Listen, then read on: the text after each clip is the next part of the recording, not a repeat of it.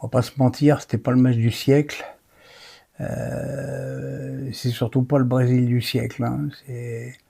Ça fait presque un peu mal de voir une équipe aussi prestigieuse que le Brésil balbutier son football comme ça, avec si peu de créativité globale, je dirais. Un apport des latéraux très limité, même si c'est Brenner qui a marqué. Un milieu de terrain qui travaille bien, hein. C'est sûr qu'André Santos, Casemiro, ça travaille bien, mais fait pas grand-chose avec la balle. Et puis devant, Rafinha très décevant, Vinicius qui a été mangé presque tout le match par Malo Gusto. Donc ouais, un Brésil bien terne et une équipe de France qui a fait une très bonne première période avec une grosse possession de balle, mais malheureusement un manque de précision sur le plan défensif, même si sur le plan athlétique, j'ai trouvé les Bleus très intéressants, avec beaucoup de densité à la récupération, des grosses interventions de la tête, de Konaté, d'Upamecano. Voilà, c'était bien. Et puis le premier but de l'équipe de France, il vient sur une récupération de Tchouaméni pour Dembélé, qui la lâche tout de suite pour Mbappé. Puis bon, bah, quand on le sait, hein, quand Mbappé a des ballons comme ça, en général, ça fait ficelle. Là, très joli ballon piqué, 56e but.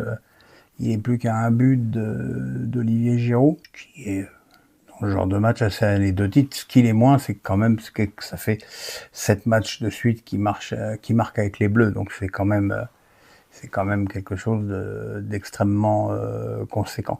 La deuxième période a été beaucoup plus compliquée pour les Bleus. L'entrée de Luis Enrique, le joueur du Zénith Saint-Pétersbourg, à place de Rafinha, a bien dynamisé cette équipe du Brésil. D'abord parce que c'est lui qui a inquiété Maignan d'une bonne frappe. C'est lui aussi qui a provoqué la réduction du score de Brenner. Et puis il y a eu l'expulsion d'Upamecano pour une faute en position de dernier défenseur sur Wesley. Carton rouge justifié à mon sens. Et derrière, pourtant, c'est les Bleus qui ont marqué le deuxième but avec, encore une fois, une transition, ce qui est assez curieux parce que finalement, l'équipe de France a eu une énorme possession de balle dans ce match et finalement, les deux buts qu'ils ont marqués, c'est des buts en transition, comme le Brésil avait essayé de nous la faire pendant presque tout le match.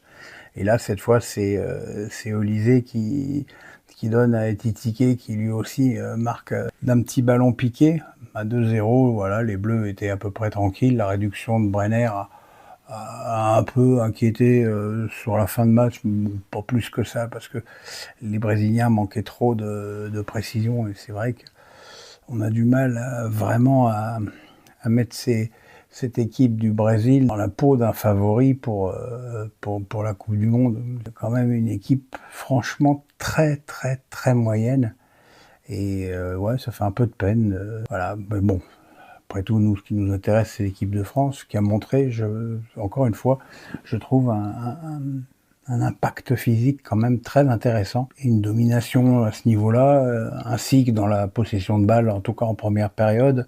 C'est évident qu'à 10 contre 11, ça a été un petit peu plus compliqué à ce niveau-là. Mais globalement, les Bleus ont maîtrisé leur sujet. Qu'est-ce qu'on peut dire d'autre sur ce match? Qu'il avait lieu à Boston, sur une pelouse assez improbable, qui nous ont donc fait 2 pauses fraîcheur alors qu'il faisait 16 degrés.